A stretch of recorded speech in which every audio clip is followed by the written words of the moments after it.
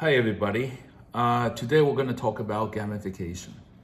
If you have never heard of this term before, what it means is to assign game-like features, game mechanisms into things that are potentially boring or potentially not engaging, and we want to increase its engagement level and increase loyalty.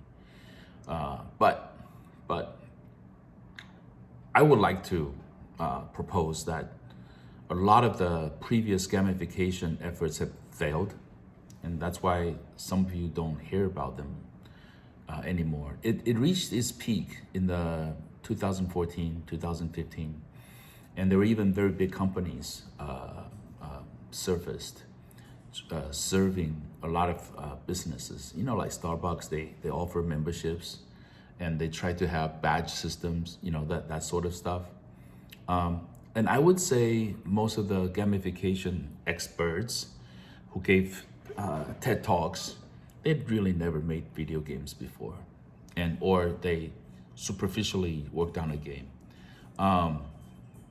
The fundamental motivation for people to play video games is not fully explained or understood. And without understanding that, to just superficially taking superficial features from video games and put them in other activities, you're not going to get real meaningful, measurable effects. And that's why people have less motivation to use gamification in their apps or in their membership loyalty program or in education and you know, medical training programs and so on. So today, this episode, I'm not going to limit it to 15 minutes. You know, this episode, I'm going to get a lot of what I think, the philosophies of gamification out of my chest. And it's gonna stay in this channel. And in some future time, if destiny will fit, you will find this video, and hopefully you will find this useful. So if you Google gamification, you're going to get a lot of charts, you know, 8 factors, you know, 6 factors, how many must-haves. You know, this way of categorizing gamification elements, for me, it's kind of futile. You know, look, I've made video games my entire life. I was the lead programmer on Madden football. I worked on Street Fighters as a programmer and a producer. I worked on Test Drive as executive producer. The mechanisms in the games and what the playfulness in the users, in the players, it's not these superficial achievement system or badge system or ranking chart. These are what you observe from the outside, but the real inherent value that these video games present to its players, it's not so easily understood if you're not a gamer. If you're a gamer, you just understand it. Look, it's fun. That's why I spend a lot of time in this game, right? You know, I don't like to study because it's freaking boring, right? So any gamer can easily tell you what's fun and what is not fun. The so-called gamification experts, they don't understand fun. I can tell you that.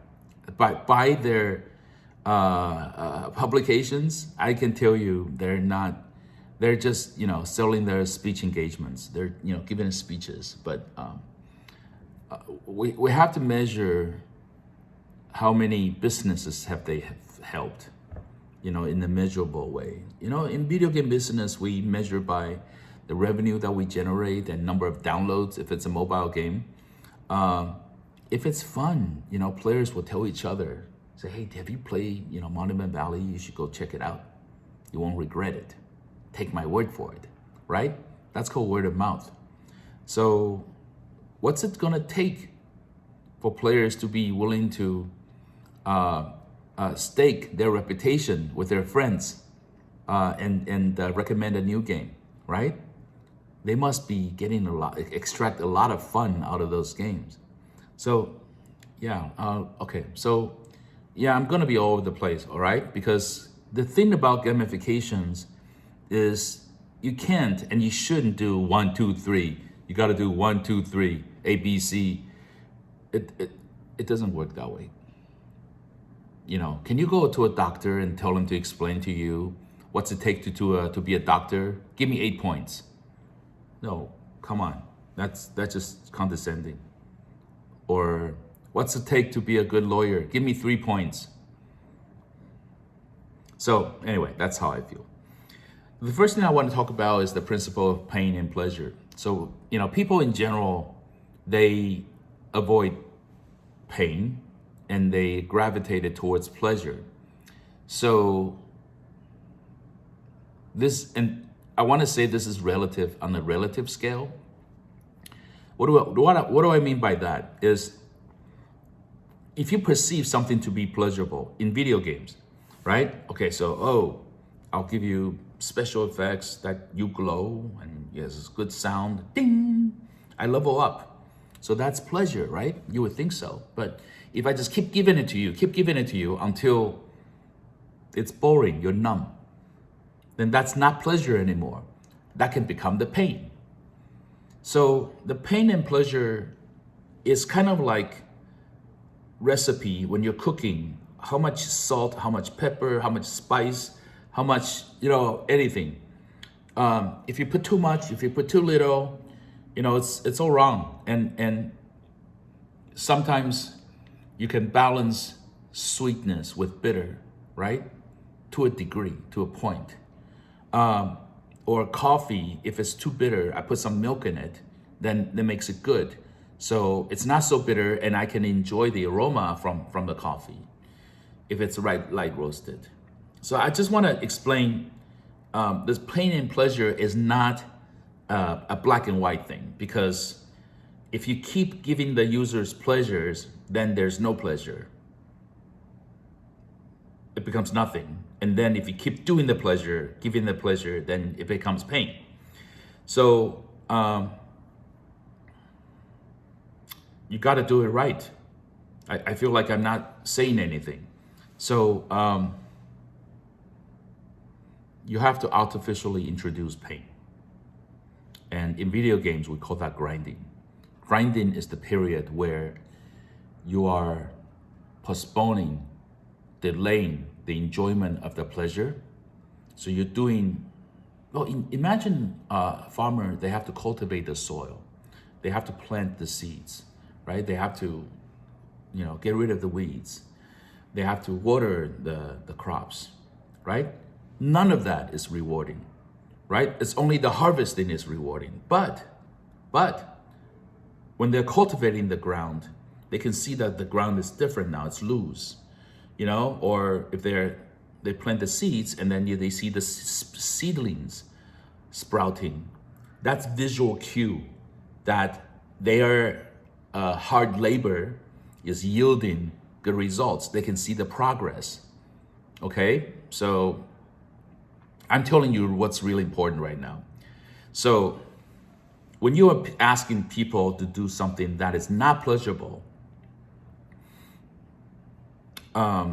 make sure you have visual, audio, or some kind of cue so they know they're progressing towards the meaningful purpose or where you're trying to lead them to. Maybe their reward, maybe their reputation, all right? So pain has to be there. Otherwise, there's no pleasure.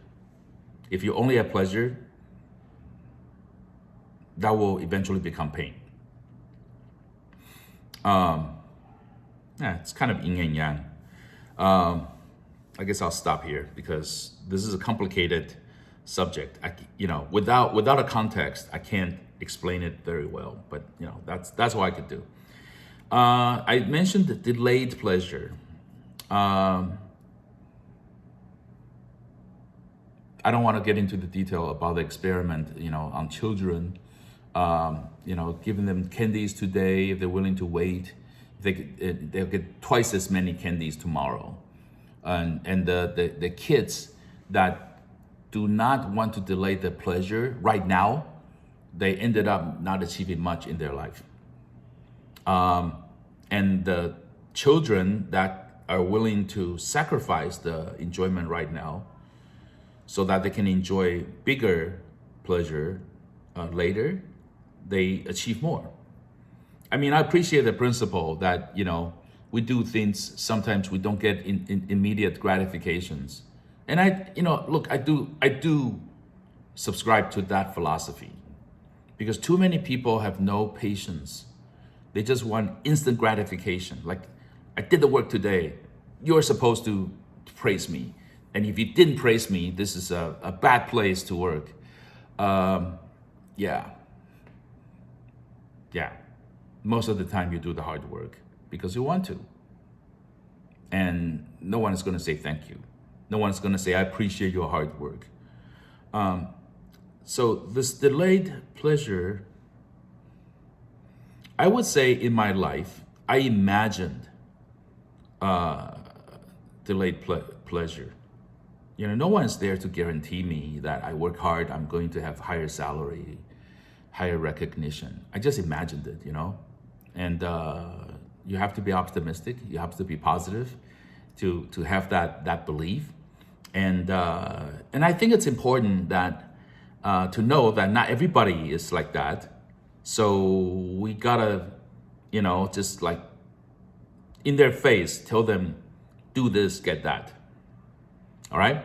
So remember I mentioned, pain and pleasure principle, the balance. So if you ask people to delay enjoying the pleasure, you got to tell them why. You got to tell them how long is the delay. Okay.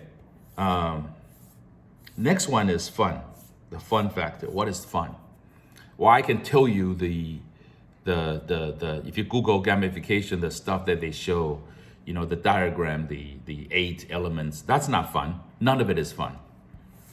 Fun is not getting a stupid badge. We don't need those thinking badges. That's not fun. So fun is almost impossible to explain. Even dogs and cats, when they're pups, they play with each other with no purpose, and that playfulness is helpful for their brain development. So I think fun, okay, so I use this example a lot. I take a box of matches and I empty it on the table, and I rearrange the matchsticks in a recognizable pattern to me. Like all the heads are lined up, all the distance are exactly the same. This process is somewhat satisfying to me, right? To me. So what's fun can be different to different people. For some people, maybe change things from a recognizable pattern to chaos is more enjoyable. And some people, it's the other way around. I would imagine people enjoy Tetris. They like to get things organized better, because Tetris is about going from chaos to order, right? And so for some other people, it's the other way around. But there are different kinds of fun. So to explain this well, you gotta somewhat understand video games. You don't have to be a gamer, you don't have to be a hardcore gamer, but you need to understand the different genres, the different gameplay mechanisms in video games. Like in a puzzle game, it's about matching items, or it could be solving puzzles, or it could be, constructing a village or mining, minerals from the ground. And a first-person shooter is about, shooting people, so that's skill-based games. And so skill-based games, you want to test the player's accuracy, the hand-eye coordination, make decisions within a very small amount of time. And then the strategy-based kind of fun, like you challenge their strategy. So how do they strategize better so they win? And then it's less skill based. And then there's like chance based games. Gamblings are all chance based, 100% chance based. So and then most games are a mixture of all of the above. So fun is different to different people.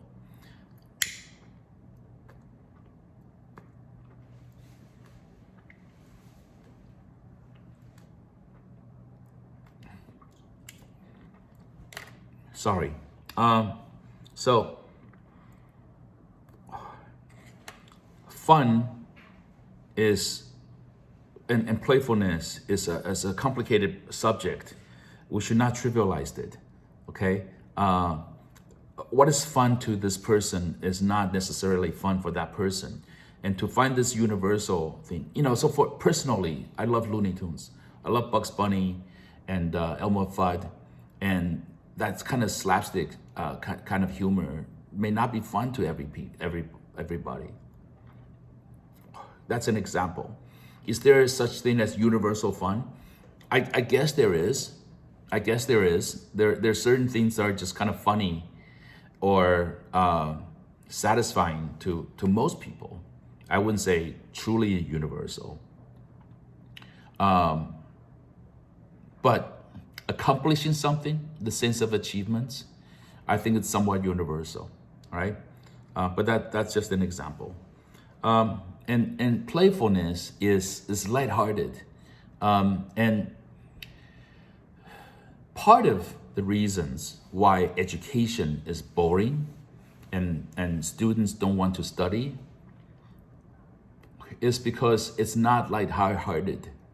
A lot of teachers and students, the classmates, they give each other a lot of pressures, and they make you feel belittled, humiliated, and there is this thing in game design, is that you should not pressure the participants too much, because if they feel like their survival is threatened, they become dumb. They become stupid because they become stressed, and their blood pressure goes up, their heartbeat goes up, their face turn red, they can't think straight. All right. So yeah, our blood will go to the limbs. So you either fight or flight, and you don't really think straight in those situations. So being playful is, you gotta make sure you create a atmosphere of lightheartedness. All right. So don't challenge them too much. Don't make them feel like they're doing work again. All right. So for education, put a question up and show them how to solve it, but don't give them the answer, right? And if they find the right answer, reward them with visual and audio cues. That's to put it very lightly, but that's how I would do it. But don't punish them too much.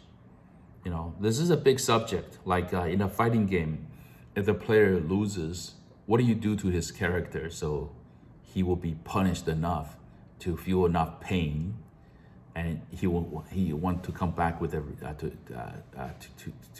to claim his vengeance. And that's even between game designers, that's a heated subject. In Mortal Kombat, they will humiliate the crap out of you. They really would, with all the fatality moves and whatnot. So different games, they'll go to different extent. The important thing is the emotional impact. So if you're in a game, you win something, you're supposed to make him feel good. And if he doesn't win something, you're supposed to make him feel bad, but not too bad that he walks away, right? And sometimes by not giving him something, that's enough punishment. All right. So again, I mentioned above, pain and pleasure, they are relative. They're not absolute. We human do not have absolute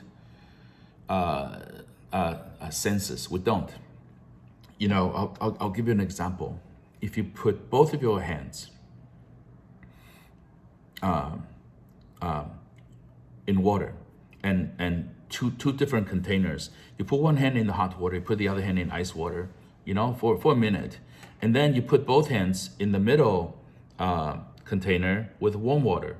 So now both of your hands are in the same water, same temperature, but the one hand that was in the hot water you're gonna feel cold because warm water is colder than hot water, and the hand that was in the ice water, in the warm water, you're gonna feel hot because it's relative, and our senses are relative, and this is how we get used to really crappy situations, or how we get used to good situations, and we become complacent. And that's because our senses, psychologically and biologically, you know, it's all relative. We don't have the ability to sense, oh, it's 21.3 degrees out there. No, not really. I guess you can train to a certain degree, but that's easily influenced based on your mood and whatnot. Okay, so again, playfulness, it's like about lightheartedness. And to design a good gamification system, you have to do it from your heart, not do it from your head, okay? You gotta use your head to come up with clever systems, but the purpose, what you're trying to deliver is something from the heart. Because fun, play, you know, these things are not necessarily all mental exercises. This playfulness, lightheartedness, a lot of it is you know, lighthearted. You know, it's in the how we describe them. So in the gameplay mechanism, you may use logic. That's perfectly fine, but the whole act doesn't have to be logical. Like, why am I participating in this folly, right? That doesn't have to be logical, and it's okay. Okay, so just give them an artificial purpose, so that they don't feel like, why are we doing this? Give them an artificial purpose that somewhat makes sense. You know, Mario Brothers. Mario was there to save the princess. And Double Dragon, his girlfriend got kidnapped by the gangsters. You know, they spent about 10 seconds, you know, explaining that logic at the beginning of the games. And, you know, they usually have a bad guy. But anyway, my point is, just give them some artificial purpose that makes sense. Nike Plus was this device that you put it in your shoes, and then, you know, as you walk, it can sense your movement, and they can calculate it. They can accumulate the data and put it together in the cloud, and then they will calculate. They had an event like let's go to the moon. So all the people wearing Nike Plus shoes, they all, you know, contributed their steps, and they went to moon and back, and, you know, a few times. That's just kind of a fun way to measure our activities. That's not bad. So that's what I meant by artificial purpose, okay? Emotional impact is important. You know, people who are empathetic, and they you know, they may be willing to do something just to pet a virtual dog or water a virtual flower. So what you're trying to do is to create an emotional impact. You know, not just logical, okay? Emotional impact is even more important. In video games, we do this all the time. We glorify the players, or we humiliate the players to motivate them to do something and don't do the other things. If they don't give a crap in a video game and they just keep dying and dying and dying and dying, then they will never sort of follow your plot and to bring, you know, where the game designers want them to go to. So if you want to guide them, a lot of times is to effectively use this pain and pleasure principle to guide them.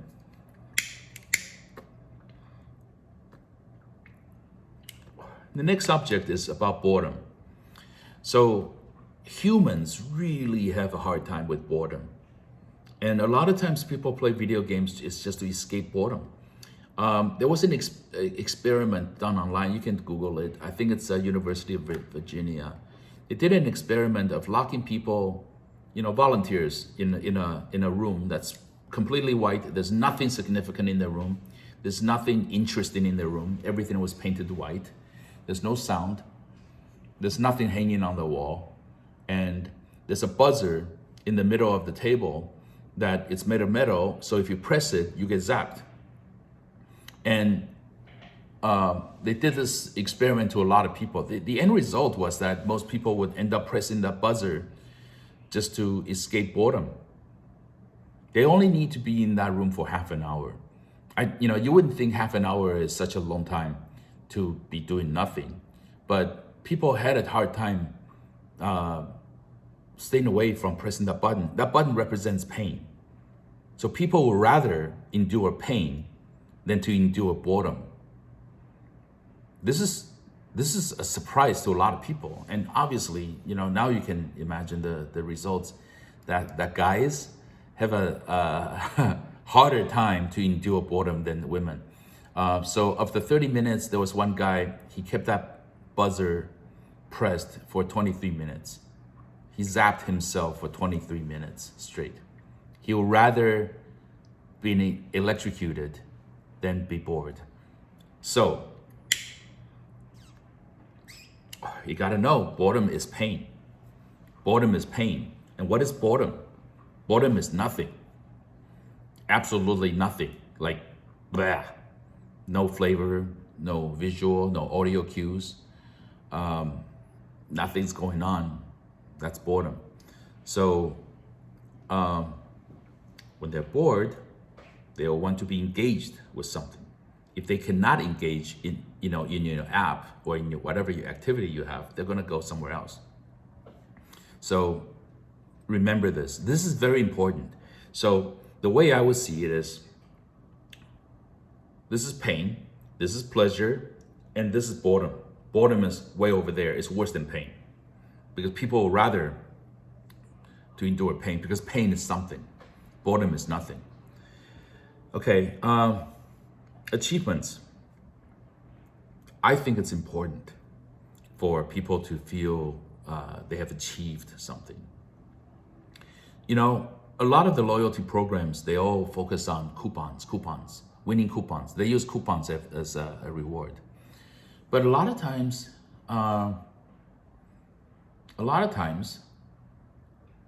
people don't have to be rewarded with real monetary stuff, real world value. That's not fun. Okay, that's just being frugal, I guess.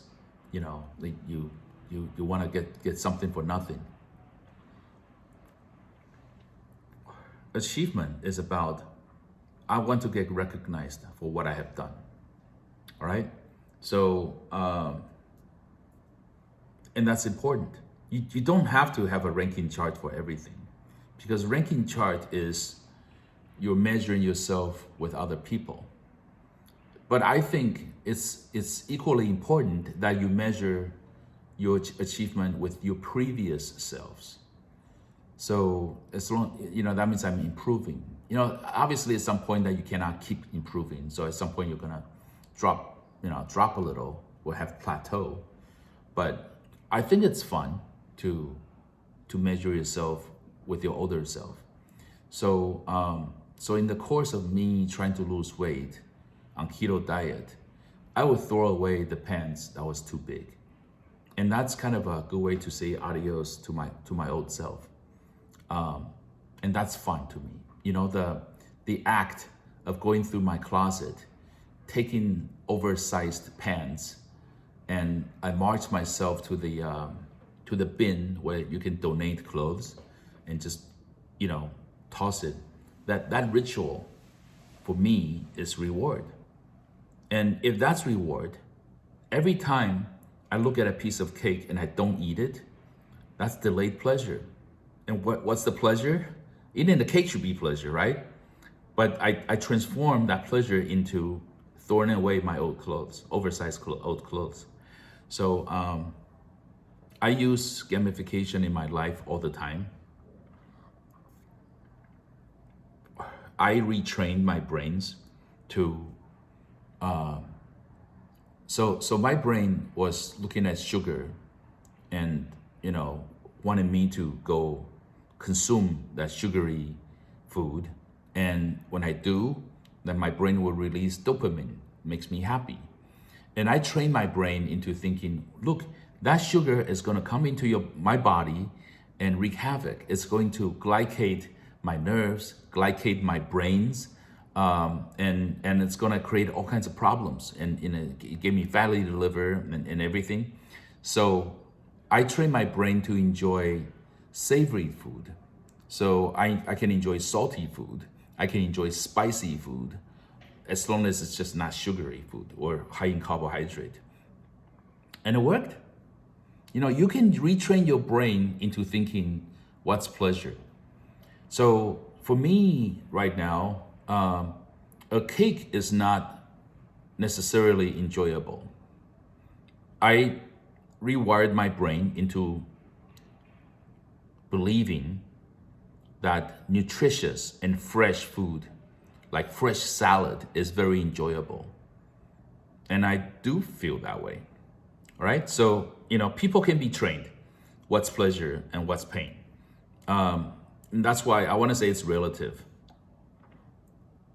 And achievement, we talked about what is universal fun in the beginning of this lecture. I would say achievement should be one of them. You should, find ways to make people feel recognized, that I hear you, you're here, and that's good. All right. So if you want to hear more about gamification, please hit the like and leave comments. If you don't leave comments, I don't know what you want to know.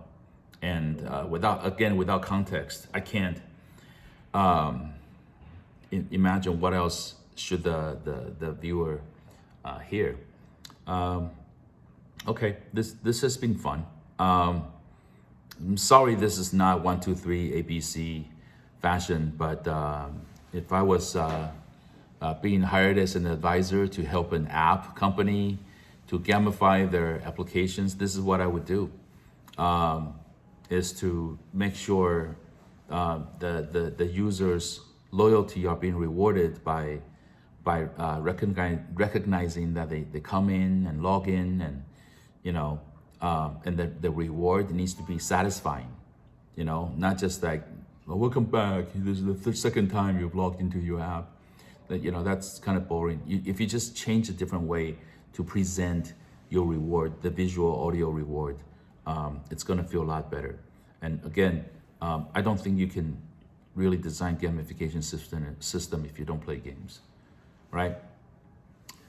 Thank you, and make sure you hit the like, and make sure you subscribe my channel, and share this with people who you think that may be helpful, right? Thank you. Bye-bye.